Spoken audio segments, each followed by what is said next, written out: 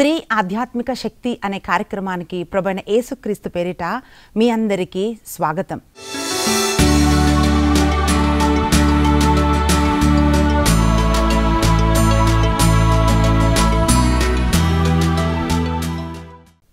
మన దేవుడు నిరీక్షణకు ఆధారం. నిరీక్షణ లేనప్పుడు అన్ని విధాలుగా మనుషులు బంధింపబడి శ్రమలు అనుభవిస్తూ దేనికోసం బ్రతకాలి, ఎందుకు బ్రతకాలి అని అనుకుంటున్నట్లాంటి వారికి దేవుడు నిరీక్షణకు ఆధారమైన వాడు. ఈరోజు మార్కు సువార్త 5వ అధ్యాయము 25 నుండి 34 వచనాలు మనం ధ్యానిస్తున్నాం. ప్రిలరా, ఇక్కడ ఒక స్త్రీని గురించి మనం ధ్యానిస్తున్నాం. క్రైస్తవులు అనబడిన ప్రతి ఒక్కరికి ఈ స్త్రీ గురించిన స్వస్థత తెలుసు.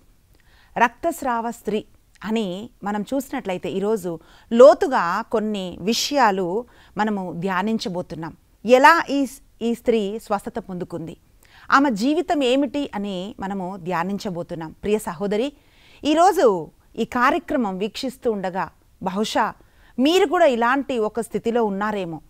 అయితే ప్రభు చెప్తున్నాడు, నేనే నిరీక్షణకు ఆధారమైన వాడను, నేనే మిమ్మల్ని విడిపించువాడను, నేనే మిమ్మల్ని స్వస్థపరచు దేవుడను అని ఆయన పలుకుతున్నాడు.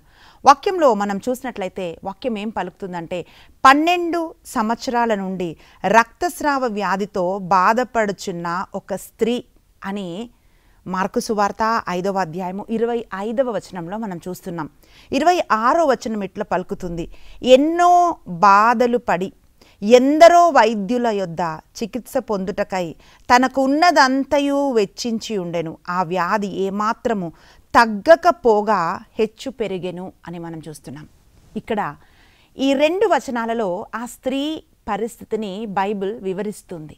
కానీ ఆ 2 వచనాలు మనము అర్థం చేసుకుంటే, దాన్ని గ్రహిస్తే ఆమె ఎటువంటి స్థితిలో ఉందో మనకు అర్థమవుతుంది. ప్రియులారా, వాక్యం ఏం పలుకుతుందంటే, ఆ డ్యూరేషన్ 1 రోజు 2 రోజులు 3 రోజులు మనకు అనారోగ్యంగా ఉంటే మన ఇంటి వాళ్ళు కూడా మనని చూడడానికి వాళ్ళు ఇష్టపడరండి. వాళ్ళు అంటూ ఉంటారు, ఎప్పుడు నీకు రోగాలేనా, ఎప్పుడు నీకు బాధలేనా, నీకు ఎంత డబ్బులు ఖర్చు పెట్టాలి, ఇంకా మీ వల్ల కుటుంబం అంతా పాడైపోతుంది అని భర్త అంటాడు, భార్య అంటుంది, పిల్లలు అంటారు, తల్లిదండ్రులు కూడా కొన్నిసార్లు విసుక్కుంటారు. కారణం ఏమిటి అంటే, అనారోగ్యంతో ఉన్న వాళ్ళని భరించాలంటే ఎవరికైనా కష్టమే ప్రియులారా.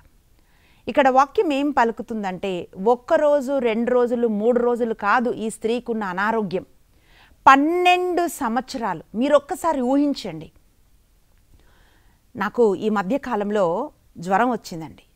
ఎంత భయంకరమైన జ్వరం అంటే బెడ్ పై నుంచి కాలు కింద పెట్టలేకపోయాను. అయితే డాక్టర్ చెప్పాడు, కంప్లీట్ 5 డేస్ మీరు బెడ్ రెస్ట్ తీసుకోండి అన్నాడు. 5 రోజులా అని అడిగాను నేను. అవునమ్మా, 5 డేస్ మీరు కంప్లీట్గా ఈ టాబ్లెట్స్ వేసుకోండి, బెడ్ రెస్ట్ తీసుకోండి అన్నాడు. ఒక రోజు అయిపోయింది, ఇంకా బెడ్ మీద అట్లా పడుకొని ఉన్నప్పుడు నేను పడుకోలేకపోతున్నాను. ఎందుకంటే పరిచర్య కోసం పరిగెత్తి ఇంట్లో పనులు చూసుకొని అటు ఇటు పరిగెత్తే వ్యక్తి నేను. ఒకే దగ్గర పడి ఉండాలంటే ఎంత కష్టం అనిపిస్తుంది అంటే, అప్పుడు నేను ఆ బెడ్ మీద పడుకొని అనుకున్నాను, అనారోగ్యంతో ఉన్నవాళ్ళు నెలలు సంవత్సరాలు మంచం పైన పడుకొని ఆ వీపుకి గాయాలయ్యి, ప్రతి ఒక నీళ్లు కావాలంటే వేరే వాళ్ళపైన ఆధారపడాలి, ఆహారం కావాలంటే వేరే వాళ్ళపైన ఆధారపడాలి, కొంచెం బెడ్షీట్ కప్పుకోవాలంటే వేరే వాళ్ళపైన ఆధారపడాలి, ఒక ఫ్యాన్ స్విచ్ ఆఫ్ చేయాలంటే వేరే వాళ్ళపైన ఆధారపడాలి. ఎందుకు ఇలాంటి బ్రతుకని ఎంతమంది ఆ పడకల్లో పడుకొని దుఃఖిస్తున్నారో కదా అని చెప్పి, ప్రభువా అటువంటి వారందరినీ మీరు కరుణించండి అయ్యా అని చెప్పి పడుకొని నేను దేవుణ్ణి స్తుతిస్తున్నాను. ప్రియులారా, ఈ వాక్యం చెప్తున్నప్పుడు నాకు ఏం అర్థమైందంటే, 1 రోజు 2 రోజులు 3 రోజులు జ్వరం వచ్చినప్పుడే మనం విసిగిపోతాం.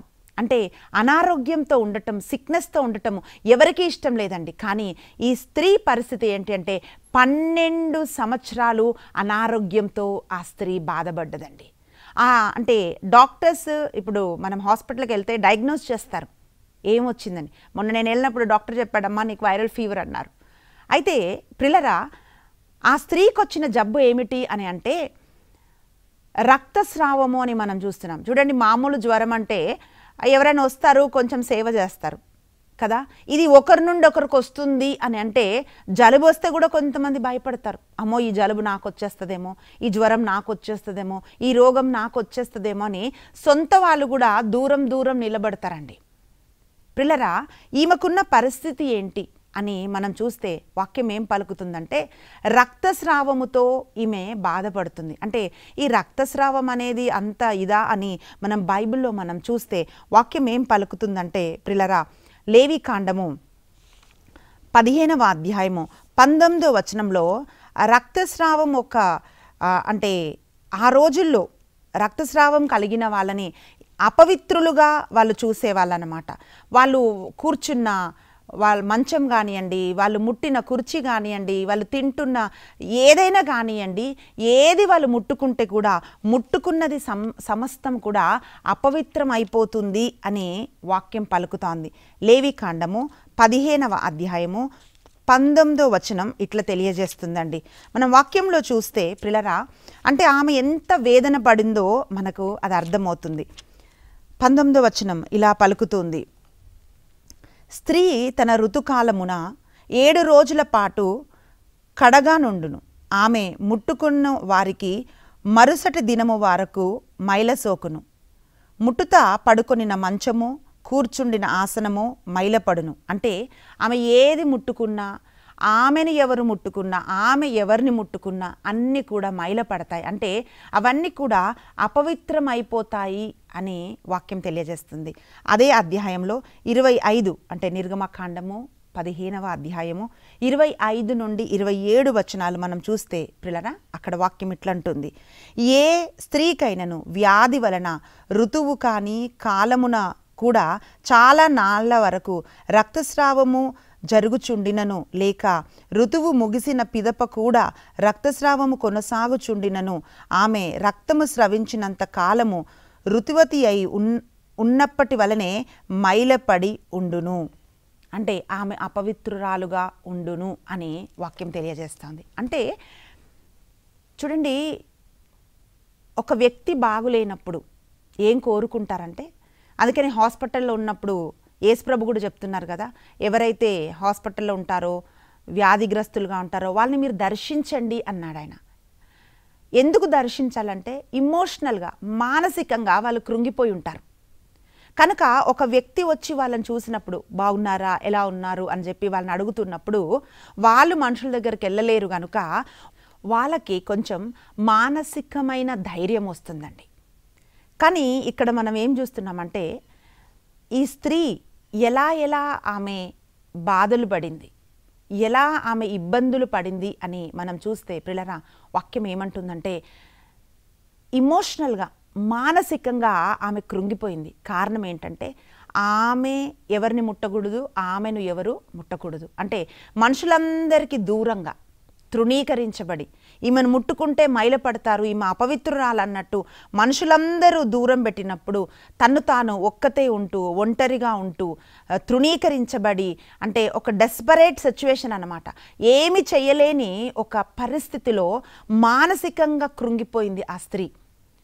ఎందుకంటే అపవిత్రురాలు, ఈమె ఎవరి దగ్గరికి వెళ్ళొద్దు అని. సాంఘికంగా చూసినట్లయితే ప్రిలరా, అంటే సోషల్గా ఆమె మనుషులందరిలో తిరగలేదు, ఎవరితో కూర్చోలేదు, ఎక్కడ ఉద్యోగం చేయలేదు. ఎవరైనా భోజనం పెట్టాలన్నా కూడా పైనుండి ఆమెకు భోజనం పెడతారు. ఎందుకంటే ఆమెను ముట్టుకుంటే అన్నీ కూడా అపవిత్రం అయిపోతాయి, మైలపడిపోతుంది కనుక. అంటే సాంఘికంగా ఎక్కడికి వెళ్ళలేదు, ఒక ఉద్యోగం చేయలేదు, ఏం చేయలేదు, ఒకవేళ వివాహం కూడా చేసుకోలేదు. ఎందుకంటే ఇక్కడ మనం చదివిన వచనాలు 26, 27, 28, 29 కూడా మనం చదివినట్లయితే వాక్యం ఏమంటుందంటే, అటువంటి స్త్రీతో భర్త ఒకవేళ కాపురం చేస్తే ఆయన కూడా మైలపడతాడు అని వాక్యం అంటుందండి. ప్రిలరా, రక్తస్రావం జరుగుతూ ఉంటున్నప్పుడు బహుశా ఈమెకు పెళ్ళయిందా, పెళ్ళి కాలేదా, ఈ వివరాలన్నీ ఇక్కడ మనం చదవట్లేదండి, బైబిల్ గ్రంథంలో రాయబడలేదు. ప్రియ సహోదరి, ఒకవేళ వివాహం కాకపోతే ఎవరు ఆమెను వివాహం చేసుకోరు. ఒకవేళ వివాహం అయితే ఈ అన్ని పరిస్థితిలో భర్త విడాకులిచ్చే ఒక పరిస్థితిలో ఈ స్త్రీ కృంగిపోయింది, మానసికంగా కృంగిపోయింది.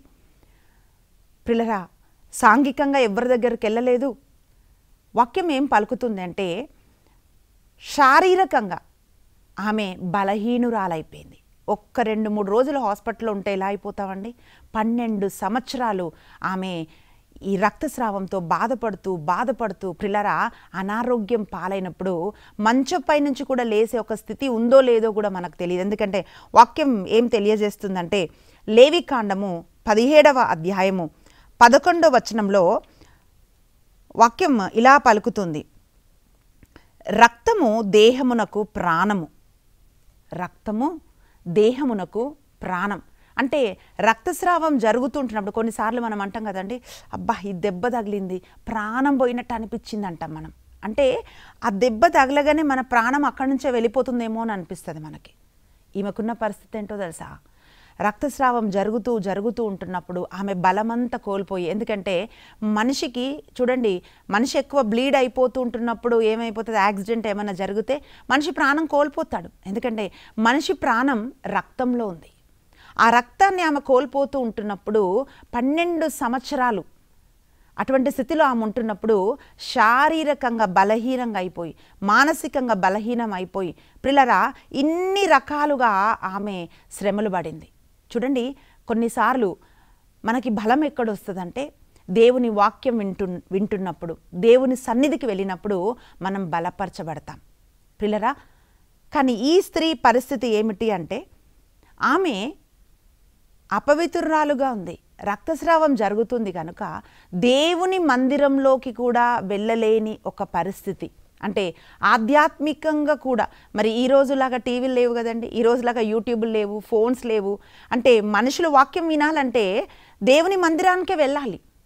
అటువంటి ఒక పరిస్థితి ఏంటి అంటే ఆధ్యాత్మికంగా కూడా దేవుని సన్నిధికి వెళ్ళలేక, దేవుని వాక్యం వినలేక, ఏ కార్యక్రమంలో కూడా పాల్గొనలేక భయంకరమైన స్థితిలో ఈ స్త్రీని మనం చూస్తున్నాం.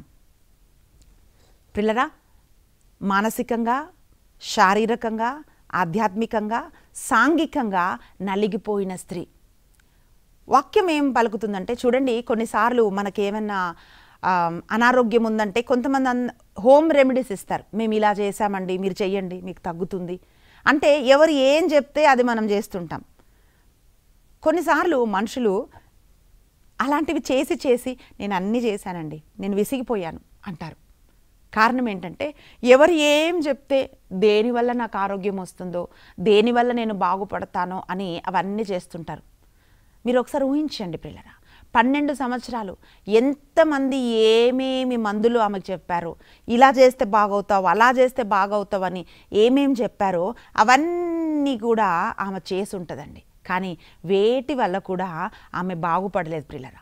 వైద్యుల దగ్గరికి వెళ్ళింది, వైద్యులందరూ ఆమెకి మెడిసిన్స్ ఇచ్చారు. కానీ వాక్యం ఏమంటుందంటే ఆమె వైద్యుల దగ్గరికి చికిత్స కోసం వెళ్ళింది కానీ ఆమె బాగుపడలేదు. పైగా ఆ రక్తస్రావం ఆమెకు అధికమైంది అని మనం చూస్తున్నాం. అంటే డాక్టర్స్ కూడా ఫెయిల్ అయ్యారు. ఏ వైద్యుల దగ్గర కూడా ఆమెకు వైద్యం అందట్లేదు, ఆమెకు నయం అవ్వట్లేదు. అంటే ఇంకా రోజు దినదినానికి ఆమె పరిస్థితి కృంగిపోతుందన్నమాట, మరణాన్ని సమీపిస్తుంది. ఇంకా మరణ భయంతో నేను ఎప్పుడు చనిపోతానా, నేను అసలు బాగవుతానా అనే అట్లాంటి ఒక స్థితిలో ఉంది. ప్రియులారా, ఇవన్నీ ఉంటే ఇంకొక వైపు ఫైనాన్షియల్గా అంటే ఆర్థికంగా కృంగిపోయిన స్థితి. వాక్యం అంటుంది ఆమెకున్న సమస్తము ఆమె ఖర్చు పెట్టింది కానీ ఆమె బాగుపడలేదు. అంటే ఇన్ని రకాలుగా ఆ స్త్రీ కృంగిపోవటం మనం చూస్తూ ఉన్నామండి. ప్రియ సహోదరి, ఈరోజు నువ్వు అనారోగ్యంతో ఉన్నావా, మానసికంగా కృంగిపోయి ఉన్నావా, నీ భర్తని నేను అర్థం చేసుకున్న ఒక స్థితిలో నువ్వు ఉన్నావా, ఈ అనారోగ్యంతో నేను ఏం చెయ్యాలి, నా పిల్లలకు వివాహం చేయాలి కదా, నా పిల్లలు ఇంకా సెటిల్ అవ్వలేదు కదా, నేనేం చేయాలి, నేను ఏ పని చేయలేకపోతున్నానే అని నువ్వు బాధపడుతున్నావా, డాక్టర్స్ దగ్గరికి వెళ్ళడానికి కూడా నా దగ్గర ఏమీ లేదు అని నువ్వు కన్నీటితో కృంగిపోయి ఉన్నావా. ప్రియబిడ్డ, ఈరోజు నీకు ఒక శుభవార్త. ఇవన్నీ మనుషుల మాట విని విని విని అలసిపోయిన ఈ స్త్రీ ఒక వ్యక్తిని గురించి విన్నది. ఆయన ఎవరు అంటే యేసు ప్రభు. ఈరోజు మాటలు విని విని నువ్వు అలసిపోయావేమో, ఎప్పుడు రోగిష్టిదానివే, ఎప్పుడు ఇంతే, నీకు ఎన్నిసార్లు పెట్టాలి అని చెప్పి నీ భర్త అంటుంటే, నీ వాళ్ళు అంటుంటే ఈరోజు కృంగిపోయావేమో. కానీ ప్రియబిడ్డ, ఆ మనుషుల మాటల వంక చూడక ఆయన మాటల వంక నువ్వు చూస్తే ఆయన మాటలు జీవపు ఊటలు, అవి నీ ఎముకలకు జీవాన్ని కలగజేస్తాయి, అవి నిన్ను బలపరుస్తాయి. ప్రియ సహోదరి, ఈ స్త్రీ యేసు ప్రభుని గురించి విన్నది. ఆమె బహుశా విని ఉంటుంది. ఒక కుష్ఠరోగిని ఆయన ఎట్లా స్వస్థపరిచాడు, దురాత్మ పట్టిన వ్యక్తిని ఎట్లా ఆయన విడుదల చేశాడు, అనేకమైన స్వస్థతలు యేసు ప్రభు గురించి ఆమె విని ఉంటుందండి. కొంతమందికి చూడండి, అవునా తగ్గుతుందా అండి, యేసు ప్రభు నమ్ముకుంటే తగ్గుతుందా, చర్చికి వెళ్తే తగ్గుతుందా, దేవుడు తగ్గిస్తాడా అని ఇలా రకరకాల అనుమానాలు ఉంటాయండి. కానీ ఈమె ఏమనుకుందంటే, నేను ఇన్ని చేశాను కదా, చివరిగా ఒక్కసారి నేను యేసుప్రభు మాట విన్నాను కదా, ఒక్కసారి నేను వెళ్తాను అని చెప్పి, పిల్లరా మనం ఏం చూస్తున్నామంటే ఆమె యేసుప్రభు మాట విని నిర్ణయించుకుంది. ఆమె అంటే ఒక పట్టుదలతో ఆమె నిర్ణయించుకుంది. ఎందుకంటే ఆమె ఈ రక్తస్రావం ద్వారా అపవిత్రురాలు అని వాక్యం పలుకుతా ఉంది. అంటే ఈ అపవిత్రతతో మనుషుల మధ్యలోకి వెళ్తే మనుషులకి అది తెలిస్తే ఏం చేస్తారంటే ఆమెను అవమానపరుస్తారు, ఆమెను త్రోసేస్తారు. ఏంటి మమ్మల్ని అపవిత్రం చేయడానికి, మమ్మల్ని మైలపరచడానికి, మాకు ఇది అంటించడానికి నువ్వు వచ్చావా అని చెప్పి వాళ్ళు ఆమెను త్రోసివేస్తారు. కానీ అటువంటి దేనికి కూడా ఆమె భయపడలేదండి. ఏం చేసిందంటే యేసుప్రభు మాటలు విని యేసుప్రభు ఉన్న చోటకి ఆమె పరిగెత్తుకొని వెళ్ళింది. పిల్లరా వాక్యం ఏం పలుకుతుంది అంటే, అవమానాలు ఒకవేళ వచ్చినా సరే నేను యేసుప్రభు దగ్గరికి వెళ్తాను. ఈరోజు చాలామంది ఏం భయపడతారు తెలుసా, ఇదిగో నేను చర్చికి వెళ్తే లేకపోతే యేసుప్రభు నమ్ముకుంటే వాళ్ళు ఏమనుకుంటారో వీళ్ళు ఏమనుకుంటారో అని చెప్పి మనుషులను చూస్తుంటారు. ప్రియబిడ్డ, మనుషులు ఎవరైనా నిన్ను బాగు చేస్తారా? మనుషులు ఎవరైనా అనారోగ్యంలోని అనారోగ్యాన్ని భరిస్తారా? మనుషులు ఎవరైనా నిన్ను ఆదరిస్తారా? ఎవరు ఆదరించరు. కానీ ఆయన పొందిన దెబ్బల ద్వారా మనకు ఆయన స్వస్థతను అనుగ్రహిస్తున్నాడు.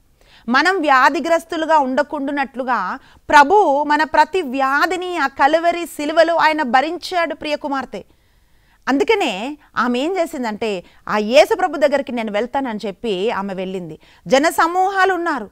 వెళ్ళి ఆమె ఏం మాట్లాడలేదండి. వెళ్ళి అయ్యా నాకు ఇట్లా జరిగింది, నేను డబ్బులు ఖర్చు పెట్టుకున్నా, మానసికంగా కృంగిపోయా, నా పరిస్థితి ఇది అని ఆమె ఏం చెప్పలేదండి. వాక్యం ఏం పలుకుతుందంటే, బైబిల్లో అనేకమైన స్వస్థతలు ఉన్నాయండి. కానీ ఈ స్వస్థతలు అన్నిటిలో నాకు ఇష్టమైన స్వస్థత ఇది. పిల్లరా అదేంటి అని మనం చూస్తే, యేసుప్రభు జన సమూహాల మధ్యలోంచి వెళ్తూ ఉంటే ఈ స్త్రీ యేసుప్రభు అంగి అంచును ముట్టుకుంది. అంగి అంచు అంటే ఈ కొన, అంగి అంచును ముట్టుకుంది. అప్పుడు ప్రభు వెంటనే ఆగిపోయి ఆయన అంటున్నాడు, ఇదిగో నా నుండి ప్రభావం వెలువడింది, నన్ను ముట్టుకున్నది ఎవరు అని చెప్పి యేసుప్రభు అడుగుతున్నప్పుడు అక్కడున్న శిష్యులు ఏమనుకుంటున్నారంటే, ఏంటి యేసుప్రభు ఏమంటున్నాడు, ఇంతమంది జన సమూహాలు ఇక్కడుంటే ఎవరు ముట్టుకున్నారా, ఎవరు ఆయనని తాకారా, ఎవరికి తెలుసు అని చెప్పి వాళ్ళు అంటున్నారండి. మార్కు సువార్త 5వ అధ్యాయము 31వ వచనం మనం చూసినట్లయితే ప్రిలరా అక్కడ వాక్యం ఇట్లా అంటూ ఉంది, ఆ జన సమూహము తమపై పడుట చూచుచున్నారు కదా, నన్ను తాకినదెవరు అని ప్రశ్నించుచున్నారేలా అని శిష్యులు అంటూ ఉన్నారు. ఇంతమంది సమూహం ఉంటే ఏంటేసయ్యా, ఎవరు నిన్ను ముట్టుకున్నారంటే ఇది ఏం ప్రశ్న అని శిష్యులు అడుగుతున్నారు. ప్రిలరా ఇక్కడ మనం అర్థం చేసుకోవాల్సింది ఏంటి అంటే, ఎంతోమంది యేసుప్రభు చుట్టూ ఉన్నారు. జన సమూహాలు ఇలా గుంపులుగా ఆయన చుట్టూ ఉన్నారు. కానీ ఒక్క స్త్రీ ముట్టుకుంది. ఆయన అంటున్నాడు, ఇదిగో నా నుండి ప్రభావం వెలువడినది అని మనం చూస్తున్నాం. అక్కడ వాక్యం ఇట్లా పలుకుతుందండి. ఆయన అంటున్నాడు 30వ వచనం నుంచి మనం చూస్తే, అప్పుడు తన నుండి శక్తి వెలువడినదని యేసు గ్రహించి వెనుకకు తిరిగి నా వస్త్రములు తాకినదెవరు అని ఆ జన సమూహములను ప్రశ్నించెను. ఆ జన సమూహము తనపై పడుచుండుట చూచుచున్నారు కదా, నన్ను తాకినదెవరు అని ప్రశ్నించుచున్నారేలా అని శిష్యులు పలికిరి. తనను తాకినది ఎవరో తెలుసుకొనవలనని ఆయన నలుదిశలా తేరిపారజూచెను. తన స్వస్థతను గుర్తించిన ఆమె భయముతో గడగడ వణుకుచు ఆయన పాదములపై పడి జరిగినదంతయు విన్నవించెను. ప్రిలరా అంతమంది తాకారు కదా, కానీ ఈమె పట్టుకున్న ఆ స్పర్శకి ఏంటి ప్రత్యేకత, ఏంటి ప్రత్యేకత అని మనం చూస్తే ప్రిలరా ఆమె విశ్వాసముతో ప్రభుని తాకింది. ఈరోజు నీకున్న విశ్వాసమే ప్రియ కుమార్తె ప్రభువుని తాకగలుగుతుంది. యేసుప్రభు వచ్చి ఆ స్త్రీని ముట్టలేదండి. ఈ స్త్రీ వెళ్ళి ప్రభు అంగి అంచును ముట్టుకుంది. వాక్యం ఏం పలుకుతుందంటే ఈ స్వస్థత శక్తివంతమైనది. మనం అనేక సంఘటనలు చూస్తే యేసు ప్రభు కొంతమందికి ఉమ్మిని రాసి కళ్ళు తెరిచాడు, కొంతమందిని తాకాడు, కొంతమందిని మాటతో స్వస్థపరిచాడు, కొంతమందిని పాడెను ముట్టి లేపాడు. ఇలా అనేక రకాల స్వస్థతలు మనం చూస్తున్నాం. కానీ ఈ స్వస్థతలో ఉన్న ప్రత్యేకత ఏంటంటే ఈ స్త్రీ ప్రభుని ముట్టుకుంది. అప్పుడు ఆయనలో ఉండి శక్తి వెలువడింది. ప్రిలరా, వ్యక్తిగతంగా తను స్వస్థపడ్డాను అని ఆమె తెలుసుకుంది. అంటే వ్యక్తిగతంగా ఆమె ప్రభువుని అనుభవించింది. ప్రిలరా, వాక్యం ఏం పలుకుతుందంటే అంత మాత్రమే కాదండి, ఒక లోతైన అనుభవంలోకి ఈమె నడిపించబడ్డది. యేసుప్రభు చెప్తున్నాడు, కుమారి నీ విశ్వాసము నిన్ను స్వస్థపరచెను, ఆరోగ్యవతివై సమాధానముతో పోయిరమ్ము అని పలికెను. ప్రిలరా, అప్పటి వరకు అందరి చేత వెలివేయబడ్డ ఈ స్త్రీని ప్రభు ఏం పిలుస్తున్నాడంటే నా కుమార్తె అని పిలిచి ఒక సంబంధాన్ని ఆయన ఏర్పరిచాడు. కుమారి అని పిలుస్తున్నాడు. అనారోగ్యంతో ఆమె వచ్చింది, అన్నీ కోల్పోయి వచ్చింది, ప్రాణపాయంతో వచ్చింది, కానీ ఆరోగ్యవతి వయ్యెళ్ళంటున్నాడు. సమాధానం లేదండి, 12 సంవత్సరాలు. అందుకనే గో ఇన్ పీస్ అని ప్రభు ఆమెకు చెప్తున్నాడు. ప్రివిడ, ఈరోజు ఆరోగ్యం లేదా?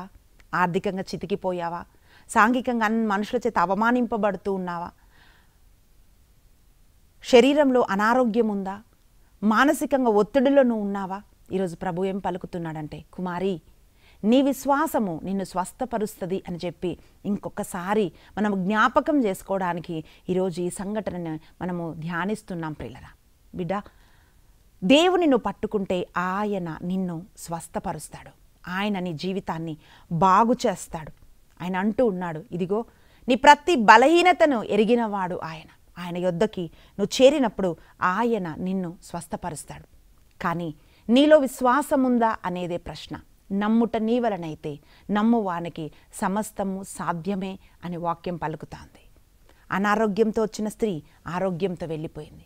ప్రియుడా, ఈరోజు అదే కార్యం దేవుడు నీ జీవితంలో చేస్తాడు. ఎందుకంటే ఆయన పక్షపాతం కలిగిన వాడు కాదు. ఒకరి జీవితంలో చేసి ఇంకొకరి జీవితంలో చెయ్యలేని అసమర్థుడు కాదు మన దేవుడు. ఆయన ఎల్షడాయ్, శక్తిమంతుడు, సమస్తం చేయగలిగిన వాడు. కానీ ఆ స్వస్థత పొందుకునే విశ్వాసం నీలో ఉన్నప్పుడు ఆ విశ్వాసమే నిన్ను స్వస్థపరుస్తుంది. ఆయన పొందిన గాయాలే నీకు స్వస్థతనిస్తాయి. డాక్టర్స్ ఏం చేయలేకపోయారు. ఈరోజు రిపోర్ట్స్ అన్నీ నార్మల్ ఏమో, అనారోగ్యంతో ఉన్నావేమో, లేక హోప్లెస్ సిచ్యువేషన్లో డాక్టర్స్ చేతులు ఎత్తేసారేమో. ప్రియబిడ్డ, ఆ ప్రభుని పట్టుకో, ఆయన నిన్ను స్వస్థపరుస్తాడు. మనుషులు అర్థం చేసుకోలేరు, కానీ ఆయన నీ మానసిక పరిస్థితిని అర్థం చేసుకొని నీకు నెమ్మదిని, శాంతిని, సమాధానాన్ని ఇస్తాడు. ఈ వాక్యం చూస్తుండగా ప్రియబిడ్డ, ఈరోజు నువ్వు కన్నీటితో ఉన్నావా? భయంకరమైన బాధలో బహుశా నువ్వు పడకలోంచే ఈ వాక్యాన్ని నువ్వు వింటూ ఉన్నావేమో. అయితే ప్రభు నీతో మాట్లాడుతున్నాడు. అదేమిటి అంటే, నువ్వు చెప్పు, ప్రభువా నేను నిన్ను నమ్ముతున్నానయ్యా. ఆ రక్తస్రావశ్రీ నీ అంగి అంచును పట్టుకున్నట్లుగా, ఎస్ లార్డ్ నేను నిన్ను పట్టుకుంటున్నానయ్యా, నన్ను స్వస్థపరచమని నువ్వు పలికినప్పుడు ప్రియబిడ్డ, ఆయన స్వస్థతను నువ్వు పొందుకుంటావు. ఎందుకంటే ప్రాణానికి ఆధారమైన వాడు ఆయన.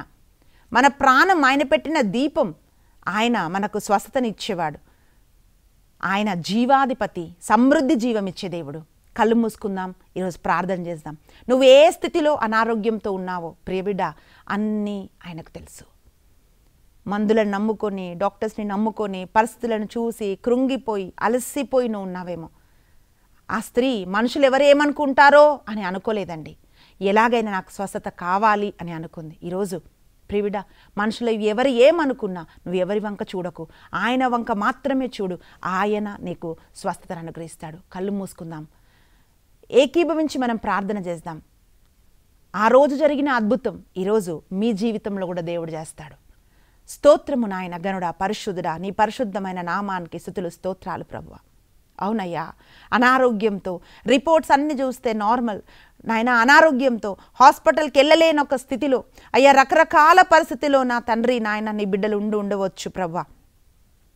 ఆ రోజు నీ మాట విని ఆ రక్తస్రావ స్త్రీ ప్రభువా నీ దగ్గరకు వచ్చింది నా తండ్రి, నీ అంగి అంచు ముట్టుకుందయ్యా. ఈరోజు ఎంతమంది ప్రార్థనలో ఏకీభవించినా తండ్రి నీ వైపుకు చూస్తూ ఉన్నారో ప్రభా, ఒక్కొక్కరిని తాకమని అడుగుతున్నాము నా తండ్రి. నేను పొందిన దెబ్బల ద్వారా మీకు స్వస్థత అని పలికిన దేవుడవు నాయన. గిలాదులో గుగ్గిలము లేదా, నా రక్తం మిమ్మల్ని స్వస్థపరచదా అని అడిగిన దేవుడవు ప్రభా. నీ రక్తాన్ని మా మీద ప్రోక్షించండి నాయన. ప్రతి బలహీనత బంధించండి నా తండ్రి. అయ్యా, పరిపూర్ణమైన ఆరోగ్యం అనుగ్రహించండి నా తండ్రి. అయ్యా, ఎవరెవరైతే నీ పైన ఆధారపడి నీ వైపుకు చూస్తున్నారో ప్రభా, ఒక్కొక్కరి మీదికి నీ స్వస్థత విడుదలగునుగాక. జీవాధిపతివి నా తండ్రి, జీవమిచ్చువాడవు నాయన, ఎముకలని బలపరచు దేవుడవు ప్రభు, ఆరోగ్యం ఇచ్చే పరమ వైద్యుడవు నా తండ్రి, నీకు స్తోత్రము నాయన. అయ్యా, ఇదిగో కన్నీరు విడిసిన ప్రతి బిడ్డ కన్నీరు తుడవబడునుగాక. అయ్యా, మనుషుల చేత తృణీకరింపబడుతున్న వారు ఆదరణ పొందుకుందురుగాక. హృదయంలో నెమ్మది లేక కన్నీరు విడుస్తూ ప్రభువా, ఇదిగో ఆ పడకలోనే ఎవ్వరు ఆ కన్నీరు చూడలేని స్థితిలో ఉన్న వారందరి కన్నీరు ప్రభువా ఇప్పుడే మీరు గమనించండి నాయన. ఆ దుఃఖ దినములు సమాప్తం చేసి నీ బిడ్డల్ని మీరు స్వస్థపరిచి ప్రభువా నా తండ్రి సాక్షులుగా నీ బిడ్డల్ని మీరు నిలబెట్టుకోమని యేసుక్రీస్తు అతి బలమైన నామమున ప్రార్థించి అడిగి వేడుకుంటున్నాను తండ్రి, ఆమేన్. ప్రియ సహోదరి, ఆ రక్తస్రావశ్రీ 12 సంవత్సరాలు శ్రమల తర్వాత ఆరోగ్యం గలదై, సమాధానం గలదై, దుఃఖంతో వచ్చిన ఆ స్త్రీ సంతోషంతో ఎలా తిరిగి వెళ్ళిందో అటువంటి సంతోషంతో దేవుడు నిన్ను దీవిస్తాడు. బలహీనతతో ఉన్నావా? నిన్ను బలపరచువాడు ఆయన, నీ జీవితంలో కార్యం చేసేవాడు ఆయన. ఎలాగైతే ఆ స్త్రీ ప్రభు అంగిని అంచును ముట్టుకుందో, ఎలాగైతే ఒక్క టచ్ ఏంటి ఆ స్పర్శలో ఉన్న ప్రత్యేకత ఏమిటి అంటే విశ్వాసంతో ఒక్కసారి నువ్వు ఆయన వైపుకు చూస్తే ఆయన స్వస్థతను అనుగ్రహిస్తాడు. ఆయనే యెహోవా రాఫా, స్వస్థపరిచే దేవుడు. ప్రభు మిమ్మల్ని స్వస్థపరిచి శాంతి సమాధానములతో నింపునుగాక. ప్రభు మిమ్మల్ని ప్రేమిస్తూ ఉన్నాడు. God bless you.